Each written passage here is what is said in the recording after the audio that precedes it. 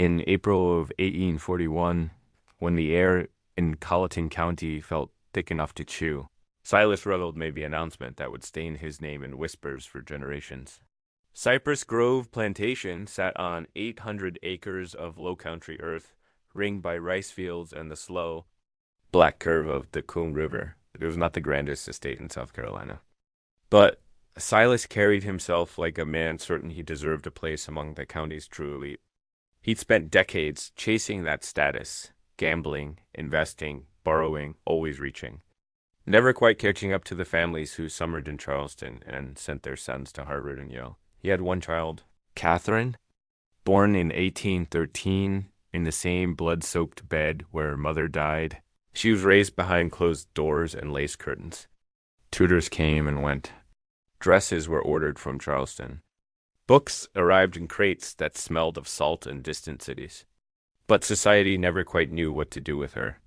By 28, she weighed over 260 pounds. Her body swollen and soft from years of treatments prescribed by doctors who called her condition hysteria, nervous disorder, female weakness.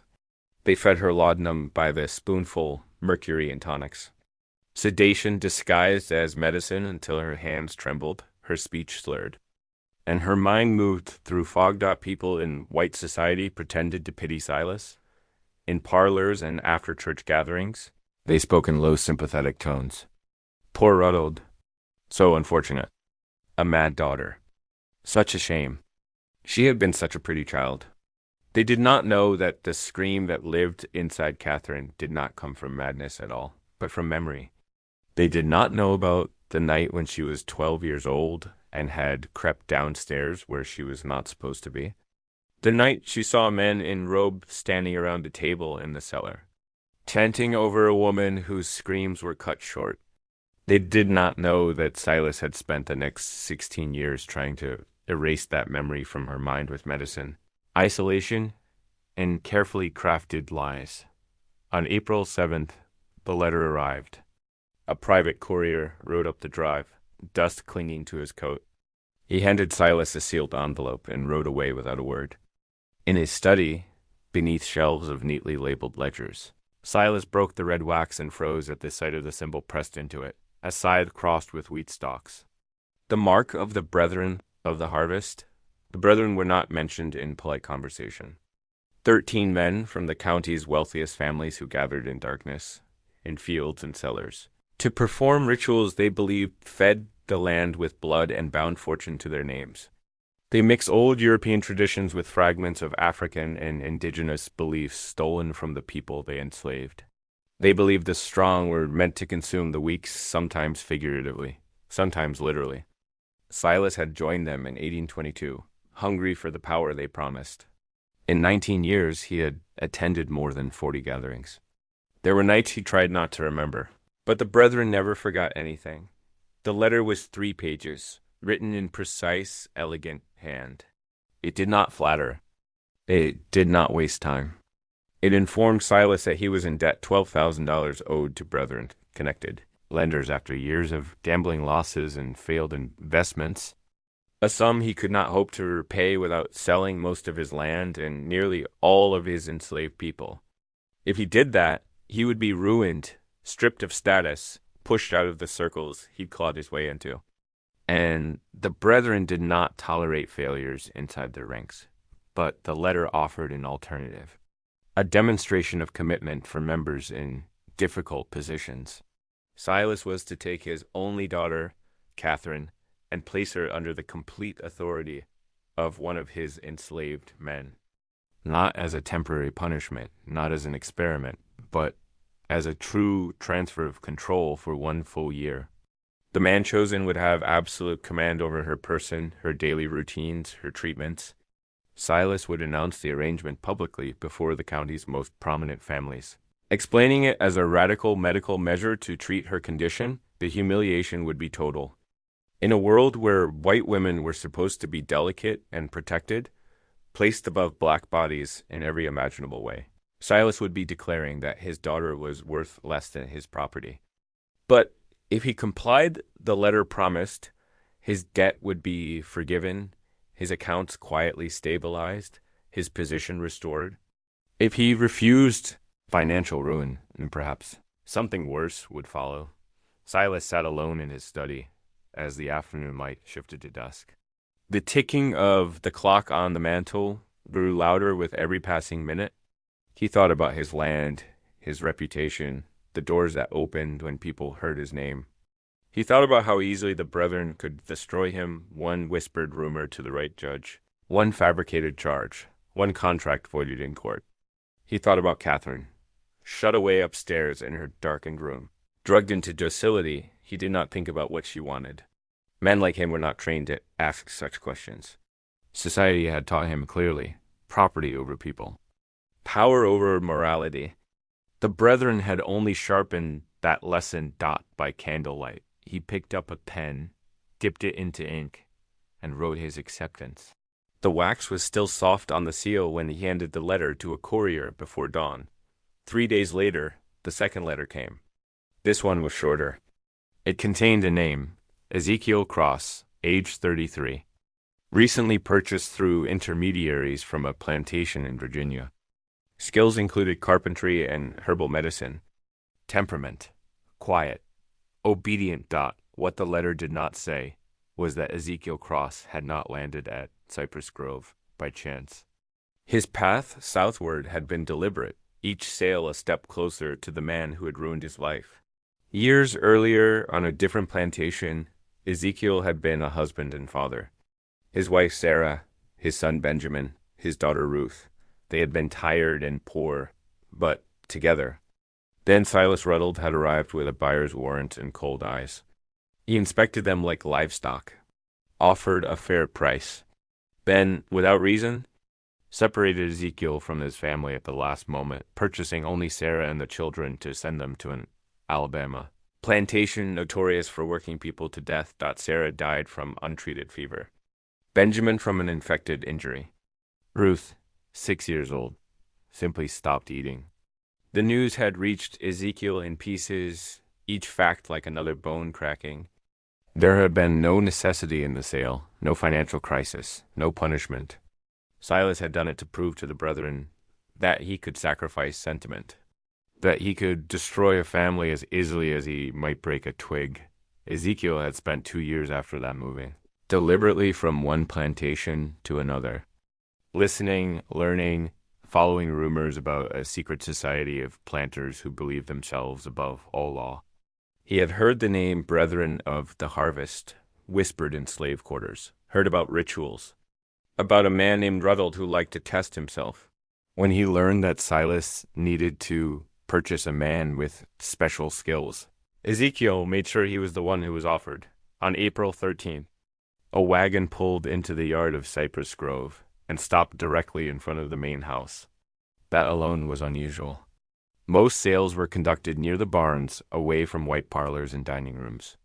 Silas stepped onto the porch. Shading his eyes against the hard morning sun, in the bed of that wagon sat Ezekiel Cross.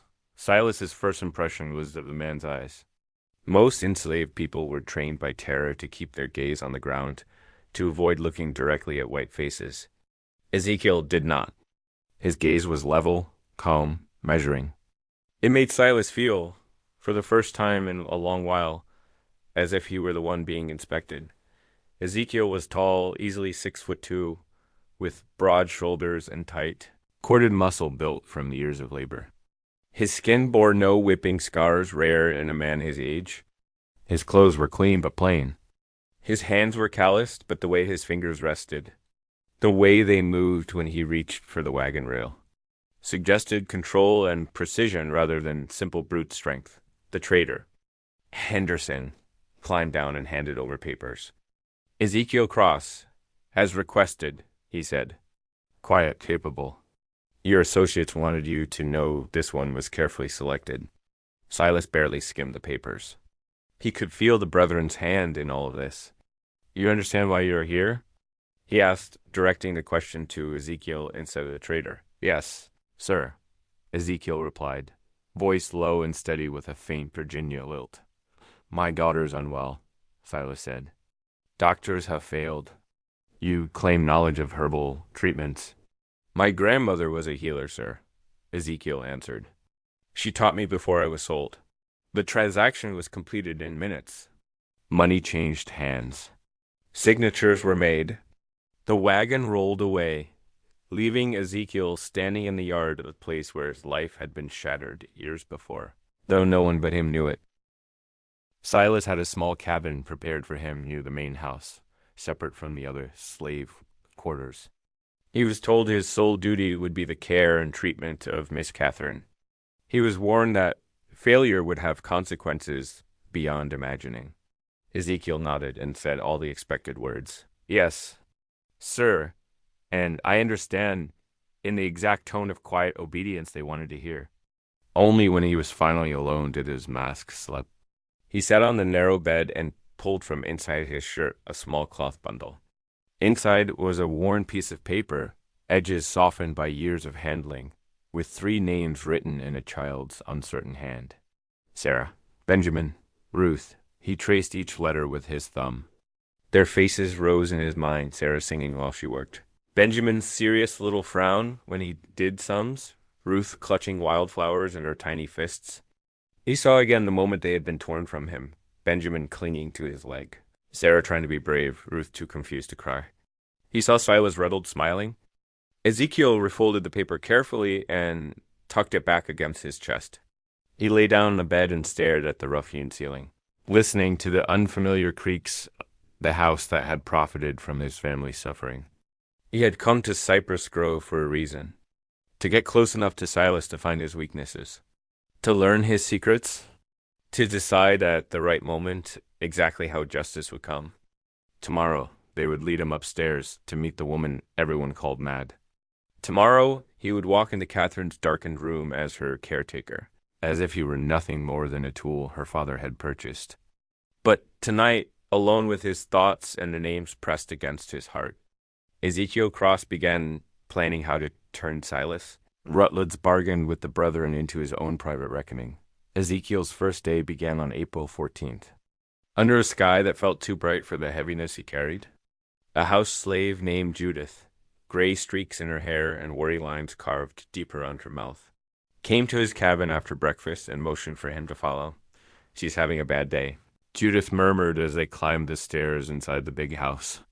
Most days are bad days, truth be told. You mind your tone, and you mind your distance.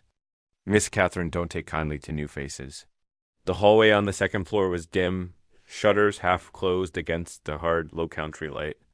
At the end stood a door no one else approached. Judith stopped there and knocked gently. Miss Catherine, your father's brought someone to help with your treatments. Something heavy crashed inside. Glass shattered against the wall. Then Catherine's voice came through the door hoarse, slurred, but full of venom. I do not want more treatments. Send him away. Judith gave Ezekiel a look that was both apology and warning. She don't mean it, not exactly. It's the medicine and the years. But be careful. Ezekiel nodded and, before Judith could say more, opened the door and stepped inside. He closed it behind him with a quiet click, shutting out the rest of the house. The smell hit him first. Stale air thick with sweat, unwashed linens, spilled chamber pots, and beneath it something metallic and sweet, the ghost of mercury and laudanum. Heavy curtains blocked most of the light. The room looked less like a lady's chamber and more like a battlefield after the fighting stopped. Books lay scattered across the floor. A picture frame lay shattered against the fireplace bricks. Dresses and undergarments were draped over chairs, left where they'd fallen. Catherine sat slumped in a chair by the cold hearth, wrapped in a stained dressing gown that might once have been blue. Her dark hair hung loose and tangled. Her face was puffy, eyes unfocused but restless, never quite settling. Her hands trembled continuously against the worn arms of the chair. When she first saw him, her expression flickered from confusion to fear to anger. Who are you? She demanded. I said no more doctors. No more poison. I am not a doctor, miss, Ezekiel said quietly. My name is Ezekiel. Your father has asked me to care for you. She laughed short, sharp, bitter. Care. That is what they all say. Care, treatment, remedy. Then come the chains. Then come the silver spoons full of poison. She lurched to her feet, swaying under her own weight and the fog in her veins. I know what this is. He's punishing me again. For speaking. For remembering. For refusing to let him stuff my memories down my throat. Ezekiel didn't move toward her. He didn't reach out or try to calm her like a child. He simply stood, steady, letting her burn through the first wave of fury. What are you supposed to forget? He asked Dot to question cut through her aunt like a blade. Her eyes sharpened for the first time, focusing on his face as if seeing him properly. You don't know? She whispered, I know only what your father said. Ezekiel replied. That you are unwell. That doctors have failed. Catherine's lips twisted. Of course he said that. Mad daughter, broken mind, nothing she says to be trusted. She stared at him for a long moment. You're not from here. Virginia, miss, he said. Once. Then you not know what happens in this house. What they do in the cellar? At the mention of the cellar, Ezekiel felt his pulse spike, but his face stayed calm. I do not know what you mean. Liar? There was no real heat behind the word, only bone-deep exhaustion. Everyone lies. Easier than the truth. She sank back into the chair, breathing hard. Leave. Tell my father his newest torment failed. Instead, Ezekiel walked to the window and, without asking, pulled the curtains wide. Sunlight poured into the room like water. Catherine cried out, covering her eyes. When did you last step outside, miss? He asked. I cannot walk that far, she snapped, voice shaking. I am too weak. When did you last eat without laudanum in your belly? The medicine is necessary. The doctors say so. They always say so. What if the doctors are wrong? Ezekiel said. The room went quiet. Catherine lowered her hands from her face and stared at him as if he'd spoken in some forbidden tongue. What did you say? She asked. I said, what if the doctors are wrong? He repeated, what if everything done to you has been meant not to heal you, but to keep you controllable? What if your father has been poisoning you for years so that when you speak about what you saw, no one will believe you? Silence settled over the room like a held breath.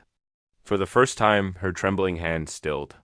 Her gaze cleared, sharpening like a lens finally brought into focus. He told you, she whispered. My father told you what I saw. No, miss, Ezekiel said. He told me nothing, but I know mercury poisoning when I smell it. I know what long use of laudanum does to a body. Healthy women do not become like this by accident. Her eyes filled with something fierce hope and terror interwoven. Why would you say such a thing? She demanded, is this a test? Are you trying to catch me in madness? I am telling you, Ezekiel said slowly, carefully, that I can help you become truly well, clear, strong enough to walk out of this room. But it will not be easy. Your body has been fed poison for years. Stopping will hurt. You will feel worse before you feel better. And your father will not approve. Then why would you do it? Catherine's voice broke on the last word. Because, Ezekiel said, meeting her eyes, I have my own reasons for wanting Silas Rutled to suffer. And the best way to hurt him is to give him back a daughter who remembers everything clearly enough to speak it aloud. The words were dangerous, but Ezekiel knew she would smell lies if he wrapped his motives too neatly. She was damaged, not stupid. You want revenge on my father? She said slowly. Yes, miss. What did he do to you? He sold my family, Ezekiel answered, the words flat with long practice. My wife and 2 children, sent them to their deaths just to prove to some men that he could.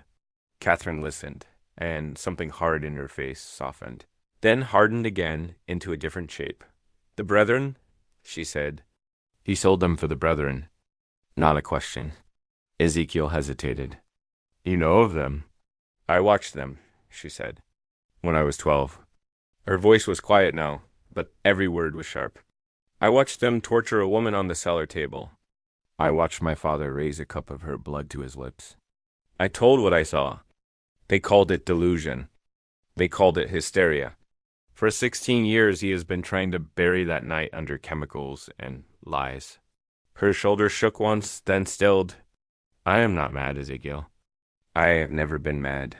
I know, he said. She searched his face again, as if testing for cracks. If I agree, she said finally, if I let you take away the medicine and do whatever painful thing you say must be done, what happens then? Then, Ezekiel replied, you get well. And when you are well, we decide what to do next. You have your revenge to plan. I have mine. Perhaps they walk the same road. Catherine leaned forward. There was a light in her eyes now, dangerous and alive. I want them all dead, she said softly. My father, Judge Pelham, Reverend Crenshaw, every man who stood in that cellar and pretended what they did was sacred. I want them to suffer first. I want them to know it's coming to beg. Then I want them dead. The venom in her words would have shocked anyone who still believed she was merely a fragile, sickly woman. Ezekiel felt a chill run down his spine. He had expected an ally. He had not expected someone whose hatred might run deeper than his own. Then we have an understanding. Miss Catherine, he said. If we are conspirators, she answered. You will use my name. I cannot, miss. Not where anyone might hear. We must be careful. Then know one more thing before you tie your fate to mine, she said, eyes glittering. I have killed before. 3 house slaves who might have told my father I'd had lucid moments. The laudanum makes everything blur, but I remember enough. They disappeared. Their families were told they ran away. She smiled. A thin, terrible thing. So, if you plan to use me and discard me, remember, I am not a victim. I am something worse. Ezekiel believed her. Somehow that did not change his decision. I will not betray you, he said. Good. Catherine pushed herself to her feet, more steady than before, as if rage itself were holding her up. Then let us begin, she said. But I have one condition. When this is over, when we have had our revenge, I want to die. I do not want to live with what I have seen and done. You will help me with that too. Ezekiel hadn't expected that, but he understood. Agreed, he said quietly. She extended her hand. After a brief hesitation, he took it. Her grip was stronger than her appearance suggested. Over the next week, he made good on his promise. He cut her laudanum slowly, replacing it with tinctures of valerian, chamomile, milk thistle, and bitter herbs his grandmother had taught him to use. The withdrawal was brutal. Catherine shook, sweated, vomited until she could barely lift her head. Ezekiel stayed with her through it all, holding the basin, wiping her face, talking quietly just to anchor her mind to something other than pain. When the fever finally broke, she lay back, exhausted but clearer-eyed than she had been in years. The constant tremor in her hands softened. Her words no longer tripped over each other. She could read more than a few lines without losing focus. Then he made her walk. First to the door and back, then down the hall, then to the stairs, one step at a time. She hated him for it some days, cursed him, mocked him, tried to bargain for food instead of exercise. Years of using food as comfort made every restricted plate feel like a personal betrayal. But every day he insisted. And every day she went just a little farther at night, when she could breathe without shaking. They talked. She told him about the cellar, about robes and candles. The woman on the table, blood enchanting in her father's calm face as he watched. About how, afterward, he had sat by her bed and told her gently that what she remembered wasn't real. That she was sick. That her mind made up stories. She told him about the journal she kept hidden. The coded notes she'd been writing for years, charts of her father's late-night trips. Lists of unfamiliar carriages that arrived after dark. Faint sounds beneath the floor. He told her about Sarah. About Benjamin, who could add faster than some overseers. About Ruth, who used to tuck flowers into the cracks of their cabin walls to make the house pretty. He told her how Silas had smiled while their son sobbed and clung to his leg. I am sorry, Catherine said once. Voice raw. I know sorry is just a word. But I am sorry you suffer because of what my father is. You are not responsible for what he does. Ezekiel answered. No, she said slowly. But I am responsible for what I do next. The formal announcement came at the end of April. Invitations had gone out to the county's finest. Silas described it as a family matter, and curiosity did the rest. On April 29th, 41 people sat around the long dining table at Cypress Grove. The meal was extravagant oysters from the coast. Roasted duck, rice dressed 3 different ways. Sweet potatoes glazed with molasses. A towering cake iced thick as plaster. Catherine sat at her father's right hand. Hair brushed and pinned, wearing a dress that fit a little looser than it had a month earlier.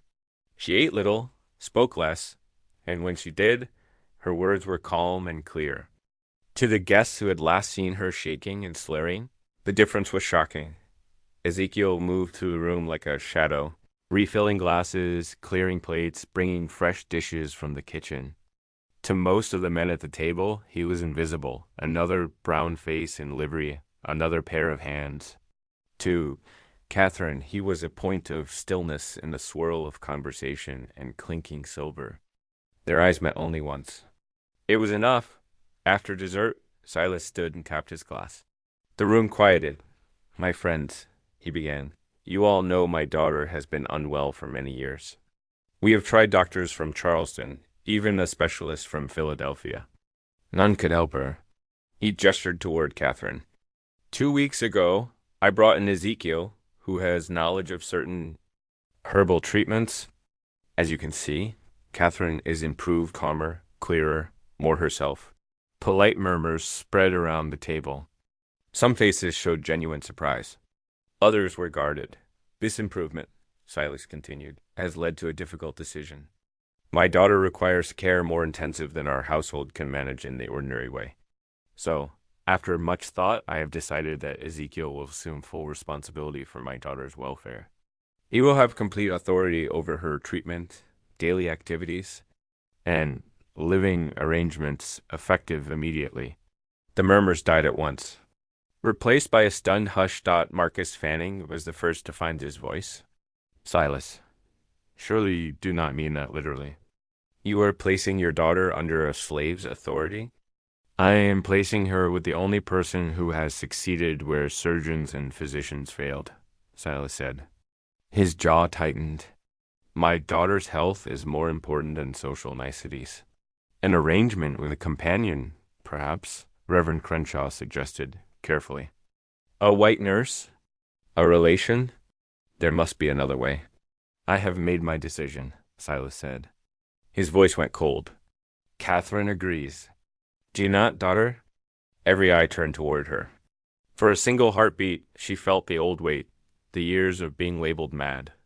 The threat of confinement, the knowledge that any wrong word could see her dragged back into the fog. She smiled, small and controlled. I trust my father's judgment, she said. Ezekiel has been kind. His treatments help. I am content with this arrangement. The words were perfect. The tone, too. Silk over steel. But Ezekiel, watching from the corner of the room, saw more than the guests did. He saw her hands clench white in her lap. He saw the flash in her eyes when she said, trust. He saw a woman playing a role while rage coiled beneath her ribs like a living thing. The evening staggered on after that. Conversation stiffer, laughter forced. Guests stayed longer than normal, drifting into corners to speak to Silas in hushed tones. Ezekiel, moving behind them with wine and trays, caught fragments. Brethren will not like this becoming public. From Judge Pelham. People will talk, Silas, Mrs. Pelham hissed. Your daughter treated like... We will manage appearances, Silas murmured back. This is temporary. For her health. By midnight, the carriages had rolled away. The lamps in the front hall dimmed. Catherine retreated to her room. Silas went to his study. Only when the noise of voices and hooves had faded did. Ezekiel climbed the stairs and knocked on Catherine's door. Come in, she said, that she was still in her dinner dress. Seated by the open window now, looking out at the dark fields where fireflies flickered like distant embers. She didn't turn when he entered. So, she said softly, it is done. I am officially under your authority. Property of property. She laughed once to sound dry. How absurd. How are you feeling, miss? Ezekiel asked. I want to burn this house down with everyone in it, she replied calmly. But we must be patient. Is that not what you keep telling me? Yes, miss, he said. I agreed tonight, Catherine continued, finally turning to look at him. Because I want them to feel safe. I want them to think this is just my father's eccentricity. Let them pity me. Let them sneer. Let them forget I exist while we work. She stood and crossed to a small dresser, pulling out a wooden box. Come here, she said. Inside the box were stacks of paper, covered in tight, slanting handwriting. Lines of numbers, odd phrases, strange symbols. I have been documenting everything I remember for years, she told him. Dates, names, descriptions of rituals. But it's coded. If someone finds it, it will look like nonsense. With me, it makes perfect sense.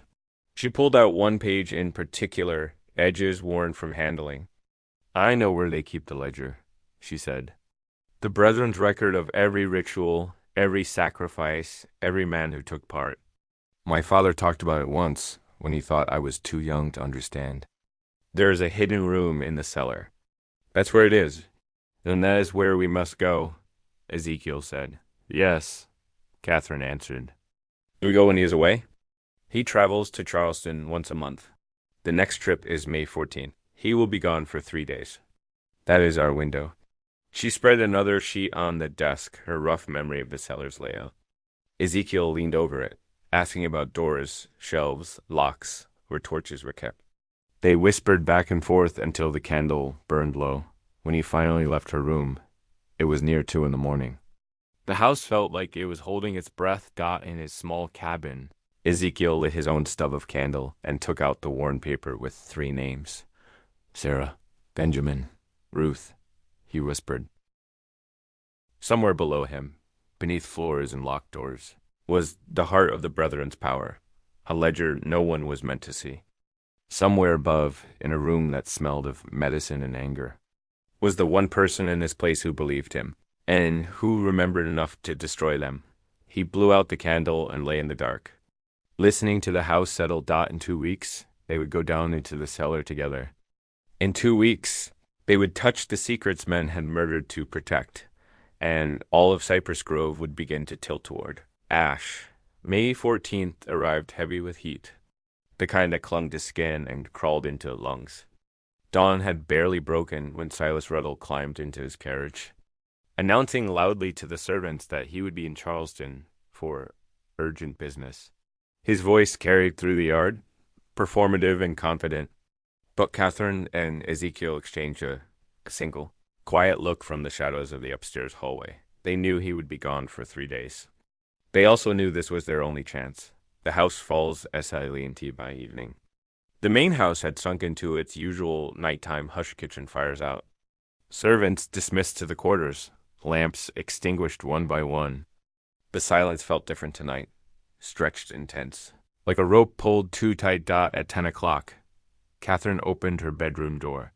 She had changed into plain dark clothing, hair tied back, no jewelry, no corset. She looked smaller without the layers of silk and lace, no longer the plantation heiress, but a woman preparing for something dangerous and necessary. Ezekiel met her outside her door.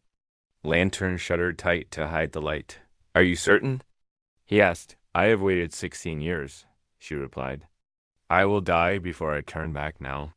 Her voice was steady. Her hands were not. The hidden Dio, or they moved through the house like ghosts, stepping carefully across boards that Catherine knew would creak. She had lived in this house her entire life. She knew its sounds, its habits, its blind spots. They entered the kitchen where pots hung motionless, cool from disuse. Catherine led him to the far wall behind the pantry shelves. She pressed her palm against an ordinary-looking wooden panel. Here, she whispered. A faint click echoed, soft but unmistakable, when the panel swung open. Cold, damp air washed over them, air that smelled of earth, old smoke, and rot. Ezekiel's jaw tightened. Catherine didn't flinch. You get used to it. She murmured. They descended the narrow wooden steps into darkness. The chamber of Beel, the cellar was far larger than Ezekiel had imagined. 30 feet across, ceiling low enough that a tall man had to duck. The corners wept moisture. The packed earth floor bore footprints and grooves. Carved by years of rituals, at the center stood a heavy wooden table, an altar disguised as furniture. The grooves carved along its edges were too precise to be accidents. The stains across its surface were too dark to be anything but blood. Catherine kept her distance. I still hear her sometimes, she whispered. The woman they killed the night I watched. My father made me sit in my room afterward and tell him again and again that I imagined it. I was 12. He needed me to believe I was mad. Ezekiel's hands curled into fists. He stepped beside her, not touching her, but close enough she could draw strength from his presence. What they did to you, he said, ends tonight. Catherine nodded once, eyes glinting. The secret room over here, she said. Leading him to the far wall, she pressed her thumb against a stone that looked no different from the others. A hidden mechanism clicked. A section of the wall swung inward with a whisper of grinding stone. Air inside was colder, preserved, protected. As if even rot was afraid to disturb what lay within. The hidden room was small, only 10 feet square, but the weight of what it held was immense. Shelves lined the walls, filled with jars sealed with wax and filled with things Ezekiel did not dare examine. In the center, resting on a wooden stand, lay the ledger, 2 feet tall, almost as wide as a man's chest, bound in dark leather, reinforced with metal clasps. The book radiated power, the kind built on secrets, death, and decades of impunity. That, Catherine whispered, is where their souls live. The names of the D.E. Ezekiel opened the ledger. The pages were thick parchment, the handwriting elegant and cold. Dates, locations, descriptions. The brethren recorded every act with the meticulousness of bookkeepers. He turned page after page. Horror rising like bile. 40 years of rituals. Dozens of victims. Men, women, children. Mostly enslaved people. Some white drifters. No investigations. No consequences. No mercy. Then his breath stopped. There, written in the same calm script, were the names he had carried close to his heart for years. Sarah, Benjamin, Ruth. A single entry. 3 lines, separated from mail to demonstrate resolve. Purchased and transferred to Alabama contact. Payment received. 3 lines to describe the destruction of a family. 3 lines that had burned Ezekiel's soul to ash. His hands shook as he traced. Their names? Catherine stepped close to him. Now you see, she whispered. Now you know this was never madness. This was design. Ezekiel nodded, unable to speak, the copying bee giant as they worked quickly. Catherine copied pages with names of living members, Judge Pelham, Reverend Crenshaw, Marcus Fanning. Ezekiel documented victims, dates, and coded ritual descriptions that would be impossible to explain away. They had been working for nearly an hour when Catherine suddenly stopped. We should hurry, she said. Something feels. She didn't finish because footsteps thudded. Overhead. Slow. Purposeful. Heavy. Not one person. Several. Ezekiel snapped the ledger shut. Catherine grabbed her papers. They exchanged a look of pure alarm. Boo. Lantern in the main chamber flared brighter. Then their voices followed. Then the doorway filled with a silhouette. Catherine recognized instantly. Silas Rutled. He stepped into the chamber, 2 men behind him. More shadows flickered in the next room. His voice was calm. Too calm, I must admit. I am impressed, he said. I did not think you would find the inner chamber. Catherine's blood turned cold. You were supposed to be in Charleston. I was supposed to be, Silas said. But I never trusted your miraculous recovery, my dear. So I returned early and watched the house and waited. 2 more men stepped into view, all wearing expressions of amusement mixed with contempt. The brethren, all 13, had been summoned. The trap had been set from the beginning. Silas stepped closer, eyes dark with triumph. "Did you truly believe," he whispered, "that you could steal from us?" Catherine moved in front of Ezekiel, shoulders squared. "For once in your life," she said. "You should have trusted me." Silas smiled. "Oh, Catherine," he murmured. "I never trusted you." He raised his hand. "Bring them." The moment shattered. Pan seized them. The ledger snapped shut. The door to the inner chamber slammed, and Ezekiel realized with icy clarity they had walked into the heart of the monster. And the monster had been waiting.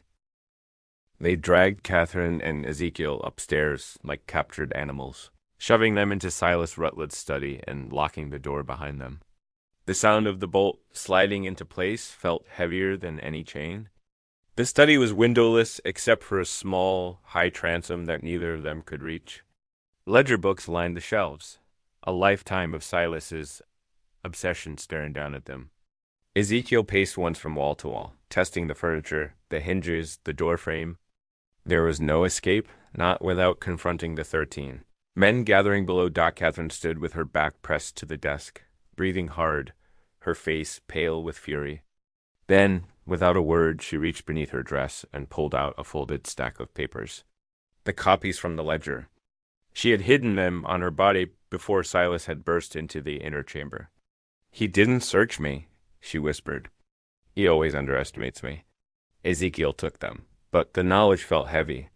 They will not save us if they kill us tonight. Catherine shook her head fiercely. "Silas will not kill me unless the others force him. He needs me broken, not dead. And he needs you bent to his will."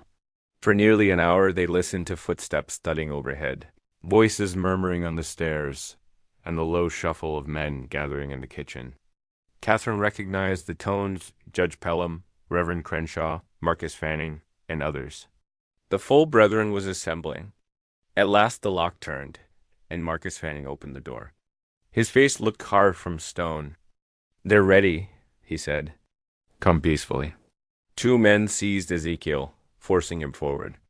Catherine lifted her chin and walked without being touched. The cellar, once dark and empty, had been transformed into a ritual chamber. Candles burned in every holder, casting frantic shadows across the walls. The altar at the center was draped in crimson cloth. 13 chairs formed a perfect circle around it, each occupied except for the one reserved for Silas at the head. As Catherine and Ezekiel were shoved into the center of the circle, every man's gaze burned into them: curiosity, fear, irritation, and cold judgment all blending together. Silas stepped forward, his robe heavy and embroidered, hood thrown back to reveal his pale, severe face. "Brothers of the harvest," he announced, "tonight we face a betrayal." He gestured at Catherine with an accusing hand. "My daughter and the slave assigned to heal her entered our inner chamber. They attempted to steal what is our history, our power." Catherine laughed, sharp and bitter, and it echoed through the cellar. "You poisoned me for 16 years, she said. "And you expect me to stay quiet?" Judge Pelham stood, voice booming. "It's as simple. They must die. The ledger must be protected at all costs." Reverend Crenshaw wrung his hands nervously. "Silas, she's your daughter." Catherine cut him off. "Don't pretend concern now. You watched them torture a woman when I was 12. You stood there like it was a sermon." Crenshaw flinched, and the circle murmured. Silas turned his attention to Ezekiel. "But you," he said, voice lowering, "you are different." He paced in front of Ezekiel like a man studying livestock. "You lost your family because of us. You have every reason to hate me, every reason to want revenge." Ezekiel held his gaze without speaking. Silas spread his hands like a benevolent judge. "So I offer you a choice. Not death, not punishment, but membership." The circle went silent. "You will not be an equal," Silas continued, "but an associate present at our rituals, protected by our influence. And in return, I will give you what you want most." Ezekiel's voice was barely above a whisper. "My family is dead. You cannot give me what I want." Silas's eyes gleamed. but I can give you revenge. Edward Gaines, the Alabama planter who worked your family to death, he is not one of us. He has no protection. If you join us, I will give you the means to destroy him, money, information, the power to crush him. And if I refuse? Ezekiel asked quietly. Then you die tonight, Silas said. And so does Catherine. Catherine turned toward Ezekiel, eyes wide with panic. Don't do it, she whispered urgently. Whatever happens, do not become them. But Ezekiel was staring at Silas, his mind racing. 13 men awaited his answer, ready to break his body or welcome him into their nightmare. The weight of choice was suffocating. Finally he spoke. I accept. Catherine gasped, stumbling back as if struck. Several brethren members nodded approvingly, satisfied with his submission. But Ezekiel's voice rose again. On one condition, he said. Catherine goes free. Not hidden in a room. Not locked away. Free. Out of South Carolina. Money to live? A new name? A new life? The circle erupted in murmur, shock, annoyance, disapproval. Judge Pelham considered. The girl's reputation is in tatters. No one will believe her if she speaks. Let her go. Silas hesitated, then nodded. Very well. She leaves at dawn. No. Catherine cried. I'm not leaving you here. Agreed. Ezekiel cut in sharply, refusing to look at her. Her breath caught. Her eyes filled with fury and something raw. She didn't understand. Or maybe she did and hated it. Silas raised his hands. Then it is done. Catherine leaves tomorrow. Ezekiel's initiation will take place in 3 weeks. Until then, he is confined to the plantation and watched day and night. Ezekiel bowed his head. Yes, sir. Catherine was seized and dragged from the room. She fought like a wild animal, kicking, screaming his name, begging him not to do this. Ezekiel didn't move. He watched her go with the stillness of a man holding every emotion behind a locked door. Only when the cellar door slammed behind her, and her screams faded into silence did he whisper, Too soft for any ear. I will not let them have you. I swear it. The brethren dispersed satisfied, confident they had won. They had no idea what fire they had just sparked. Catherine Rutled left Cypress Grove at dawn, veiled and silent in a closed carriage drawn by 2 gray horses. To the overseers and house servants, it looked like obedience, a broken daughter being shipped north for treatment or exile. To Silas, it was assurance that Ezekiel had been properly cornered. To the brethren, it was proof of their power. Even the plantation owner's own child could be exiled like an inconvenience. But Ezekiel, watching from the narrow window of his cabin, knew better. Catherine wasn't going to Philadelphia. Catherine wasn't even leaving South Carolina. Her eyes had told him everything in that last instant, before they slammed her into the carriage. Before she disappeared down the long drive under the moss-draped oaks, she had another plan. And he trusted her. He had to. The wait as from the moment the carriage disappeared over the hill, Ezekiel lost all freedom. 2 overseers were assigned to him, Harlan and Deke's men loyal to Silas, and paid extra to make sure he didn't so much as breathe without permission. They followed him everywhere. To the fields, to the cabins, to the pump, even to the privy. He carried tools, fetched water, swept barns, hauled sacks of rice tasks designed not to accomplish anything productive, but to break the hours. The brethren wanted him idle, drained, thinking only of his coming initiation. They're testing you, whispered an older slave named Ruthann one afternoon as they passed in the yard. They want to see if you try something foolish. Ezekiel nodded once. He said nothing else. Words were dangerous now. Even glances carried weight. The house becomes a MAP because he obeyed every command. Because he played quiet, beaten, compliant, Silas grew confident enough to allow him back inside the main house for chores. And Ezekiel took everything in. He noticed every squeaking board, every key left too near a doorway, every time a servant entered Silas's study, every evening light that flickered late behind the cellar door, every man who arrived after dark to speak with Silas in hushed tones. He memorized schedules the way a soldier studies in enemy camp. Silas left the house each day at predictable hours, minus 8 a.m., walk the east field, minus 12 p.m., read in the study, minus 3 p.m., nap or correspondence, minus 9 p.m., cellar checks. The brethren visited at night, always in pairs, never alone. The cellar door had a new lock. The key was kept in Silas's coat. Silas believed Ezekiel had bent, that he had accepted his fate. That membership was inevitable. Ezekiel let him believe it. The initiation eluaka every night. Ezekiel lay on the narrow bed in his cabin, staring at the ceiling, hearing the distant ripple of the Coombe River and the bullfrogs calling in the marsh. Sleep escaped him. The thought of what the brethren planned gnawed at him like rats in the walls. Initiation. He knew what it meant. Blood. A victim on the table. His hands forced into the work. A deed from which there would be no return. He thought of the young woman who had been strapped to the altar. The night they were discovered. He thought of her screaming through the gag until he cut her free. He thought of her bare feet pounding up the cellar stairs into the night. Would they choose someone like her again? Would they choose someone he knew? Would they choose a child? His stomach twisted so violently he had to grip the side of the bed. He couldn't become what they were. He wouldn't. He'd die first. But dying meant Catherine died too. Silas had made that clear.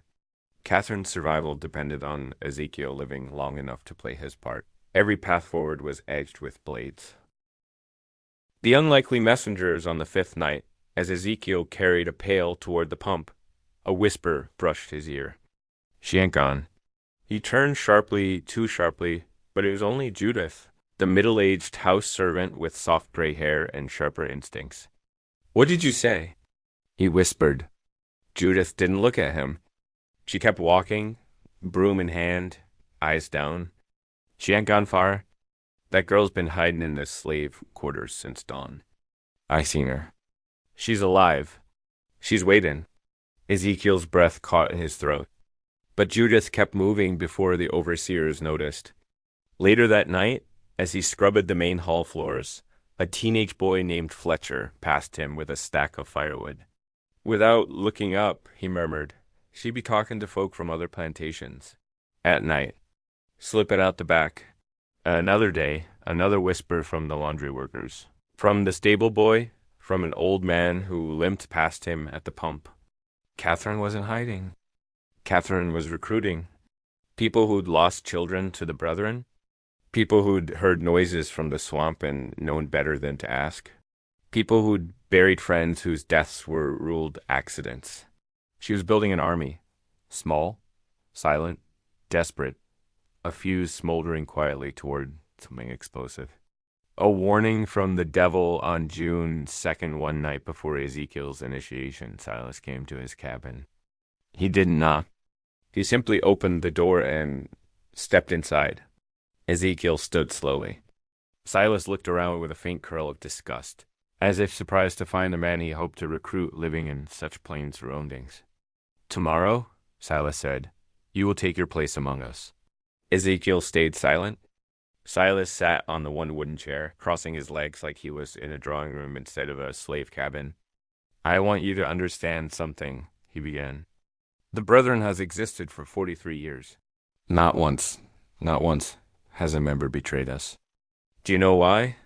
Because you threatened them, Ezekiel said. Silas chuckled. Threats are crude. No, it is because we share guilt. We share acts no man can undo. Once you participate, you cannot turn against us without turning against yourself. Ezekiel's stomach twisted. Silas leaned in. Tomorrow you will be asked to do something difficult, something binding, something that proves your loyalty. If you hesitate, you die. If you refuse, Catherine dies. I know she is hiding somewhere nearby. I always know. Ezekiel felt cold dread creep into his spine. And if I succeed? He asked. Then you gain access to our world, Silas said. A world where your enemies disappear, where obstacles crumble, where your voice will matter more than any slave has ever dreamed. Silas rose. Think carefully, Ezekiel. Your future depends on what you do tomorrow. and Catherine's depends on you." He left the cabin without waiting for a reply. Ezekiel stood alone in the doorway, hands trembling, not from fear, but from the weight of the moment. He had one night left, one night to decide which path was damning and which was deadly. The promise in the dark, long after midnight, Ezekiel lay awake, staring into the darkness. The worn paper of his family's names pressed to his chest. Sarah, Benjamin, Ruth. He whispered their names like a prayer, like a vow. "I will not fail you," he said, "and I will not let them take her." Outside his window, a shape moved briefly across the slave quarters, a woman's silhouette. Hair tied back, walking with purpose, Catherine, alive, planning, waiting for him. And somewhere within the dark belly of Cypress Grove, the brethren prepared a ritual that would either bind Ezekiel to them forever or end his life before sunrise. Midnight came like a closing fist. The air was thick and unmoving, as if the entire plantation held its breath. Ezekiel was taken from his cabin by two brethren guardsmen who avoided meeting his eyes, as if looking directly at him might reveal the truth they feared, that he was not broken. Not tamed, not theirs. They marched him toward the cellar, stripped him to the waist, tied his hands behind his back with coarse rope. The lantern light flickered across his skin, casting long, trembling shadows on the packed earth floor. He descended the wooden stairs into the chamber where he had nearly died weeks earlier. The cellar was transformed, again, this time into something darker. Hungrier, 13 robed figures stood in a circle, identical except for slight differences in height and posture. Black robes trimmed in crimson, hoods obscuring their faces. The candles cast tall spines of flame along the stone walls. Smoke curled upward like pleading hands. At the head of the circle stood Silas Rutled, unhooded, his gray hair gleaming in the candle glow, his eyes sharp with cold triumph. "Brothers," he said, "tonight we complete the initiation of Ezekiel Cross." Two men dragged a struggling figure forward. They forced her onto the altar, a young enslaved woman, no older than 19, her wrists bound, her mouth gagged. Tears streamed down her face. She writhed weakly, exhausted from fighting for hours. Ezekiel's heart seized. The brethren never changed their methods. Every cruelty was a ritual. Every ritual was a cage. Silas lifted a long, narrow-bladed knife. The metal gleamed like frost. "To join us," he said, offering the blade to Ezekiel. "You must spill the first blood. You must show your loyalty. You must choose power over weakness." The chanting began low, rhythmic, a sound that did not belong to any church or scripture he had ever heard. The voices rose and fell like waves. The candles shuddered as if reacting to the sound. Silas stepped closer, holding out the knife. "Take it." Ezekiel looked at the blade, then at the young woman, then at the 13 men who believed he had no choice. He remembered Sarah. He remembered Benjamin's terrified cry. He remembered Ruth's tiny hands pulling flowers from the mud. He remembered them dying alone, afraid, because these men had chosen to prove their strength by destroying the innocent. Ezekiel reached out. He took the knife. The chanting grew louder. Several men nodded in satisfaction. Silas's face relaxed. They believed him. He stepped toward the altar. The young woman's eyes met his wide. Pleading, trembling, he whispered, "Run!" And then he struck, but not at her. The blade flashed sideways in a blur of fury, slicing deep across the throat of the nearest brethren member. Blood sprayed across Ezekiel's chest. The man staggered back, choking, collapsing in a heap. For one breath, the cellar froze. Then chaos erupted. The first death is just a BG, and Ezekiel moved like a force unleashed. Years of pain sharpened into its hint. He ducked beneath the swing of another man's arm, drove his elbow into the man's ribs, grabbed him by the cloak, and slammed his head into the stone wall. He didn't fight like a man. He fought like vengeance made. Flesh. Two brethren rushed him at once. Ezekiel spun, using the cloak of the dying man as a shield. A knife plunged into the wrong chest. The attacker screamed. Ezekiel kicked the other in the knee, a sickening crack, then smashed. The candles stand across his skull. Flames burst across the floor as candles toppled. Licking up the crimson cloth on the altar, he cut the young woman free with the same blade he had taken. Go. He shouted. She bolted up the stairs, barefoot, scrambling into the night. The brethren lunged after her, but Ezekiel blocked the steps, breath coming in steady, deadly rhythm. She lives, he growled, or none of you do. The storm ov above ground. Catherine was already in motion. She had not gone to Philadelphia. She had never even left the county. She had been hiding in the slave quarters, gathering allies quietly, moving between plantations at night, whispering truth to people who had lost children, siblings, friends to the brethren's rituals.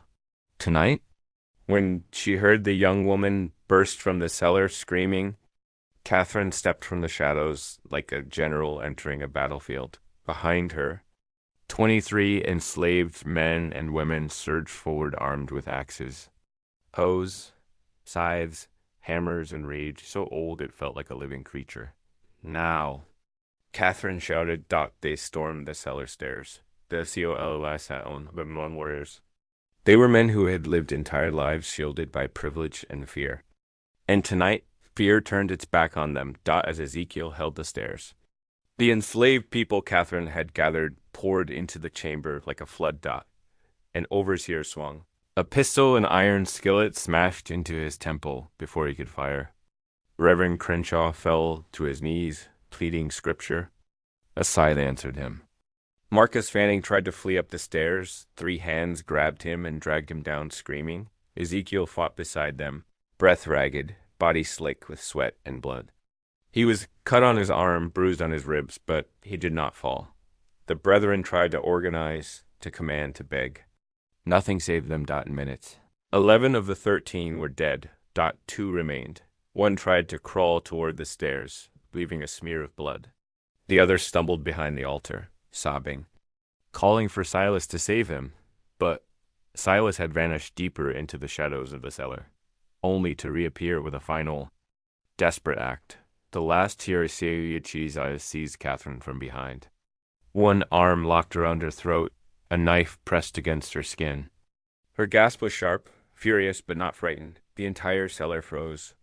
The enslaved fighters halted. Ezekiel stepped forward instantly, eyes burning. Stop. Silas screamed. Stop or I kill her. Silas dragged Catherine backward, knife biting into her neck. His face was twisted, not with power now, but with terror. I can still escape. He rasped. I can rebuild. I can. Catherine drove her elbow into his ribs with brutal force. He loosened. She twisted away, and in that heartbeat, Ezekiel reached him. Silas faced the man he had destroyed years ago, the man he had underestimated, broken. Silas faced the man he had destroyed years ago, the man he had underestimated, broken, dismissed as property. Please, Silas whispered, voice shaking for the first time. Ezekiel stared down at him, breathing hard. Did my wife say please? He asked softly. Did Benjamin? Did Ruth? Silas's mouth trembled. I no mercy, Ezekiel said. The moment was silent, final, inevitable. When it was over, Silas Rutled lay still on the cellar floor, his blood joining the others 13 men who once believed themselves untouchable. The cellar, once a chamber of horrors, had become something else entirely. A grave, a reckoning, a revolution whispered in darkness. And Catherine and Ezekiel stood side by side, breathing in the smoke, knowing it was not yet finished. There was still one thing left to do. Burn it all. The cellar fell into a heavy, unnatural silence once the screams faded and the last brethren number lay still. The flickering candles cast long shadows over the bodies sprawled across the floor, men who had ruled Colleton County with fear. Now reduced to lifeless shapes, their robes stained with the same blood they had shed so easily for decades. The air was thick with smoke, sweat, and the metallic scent of spilled lives. For the first time in 16 years, Catherine felt the ground beneath her feet steady, solid, no longer shifting beneath lies, poison, and madness. Ezekiel approached her first. His chest heaved with each breath, a streak of blood running across his shoulder from a superficial cut. Catherine reached for him instinctively, her fingers trembling not from fear, but from the shock of freedom taking shape inside her bones. "Are you hurt?" she asked. Ezekiel shook his head. "Nothing that matters." He scanned her face with a deeper concern. "You?" Catherine straightened, lifting her chin. "I've never been more alive." Around them, the enslaved men and women who had risen with Catherine stood in stunned silence, gripping their tools and makeshift weapons. These were people who had lost children, parents, siblings' lives, swallowed by the same monsters now lying dead at their feet. Faces that had known only caution and fear now glimmered with something else: relief, awe, disbelief that justice had finally struck the men who had walked untouchable for decades. Catherine turned to them, her voice soft but carrying clearly through the cellar. "Go," she said, "before dawn. Back to your plantations, your families. No one must ever know you were here. This night never happened." Her eyes moved from one face to another. "If anyone comes asking, tell them nothing. Silence will protect us all." They nodded slowly. These people understood survival better than anyone. They knew when to speak and when to carry secrets to the grave. One by one, they slipped out of the cellar, disappearing toward the darkness outside. By the time the last footsteps faded from earshot, only Catherine and Ezekiel remained among the dead. "We have to burn it," Catherine said, her voice steady again. "Everything. The ledger, the robes, the bodies, every proof of what happened here tonight." Ezekiel nodded, though something in him tightened. "And the ledger?" "It's evidence. It's truth." Catherine walked toward the altar and placed her hand on the massive leather-bound book. "It's a death sentence, Ezekiel. If we keep it, the other chapters of the Brethren will come for us. The men in Charleston, Savannah, Richmond, they'll scorch this land bare searching for it." She paused. "If we destroy it, this ends here." He understood even as he hated the necessity. But before she could touch a match to it, Ezekiel gently lifted the ledger, turned to the page that listed his family, Sarah, Benjamin, Ruth, and tore those pages free with trembling care. He folded them and tucked them into his shirt. "So they are not forgotten," he murmured. Catherine nodded, her throat tight.